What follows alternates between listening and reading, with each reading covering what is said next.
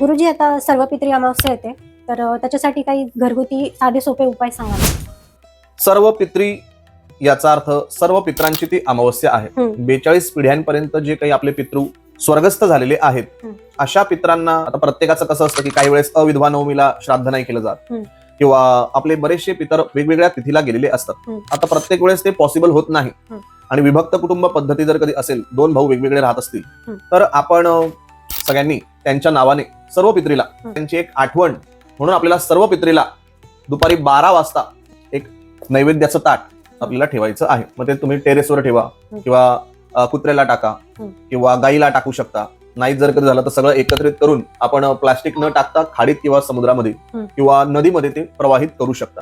आणि बऱ्याच लोकांना अन्नदान आपण करू शकतो. तर सर्व पित्रीला आपल्याला अजून काही विशेष उपाय करता येतील. आळ्यांचा प्रजननाचा टाइम असतो, अंडी घालण्याचा टाइम असतो आळ्यांचा, किंवा जे सरपटणारे प्राणी असतात ते अमावस्येच्या आसपासच बघा तुम्ही त्यांचं प्रजनन होतं, किंवा ते म्हणजे त्यावेळेस त्यांचा पिल्लू द्यायचा टायमिंग त्या अमावस्येच्या कालामध्येच असतो.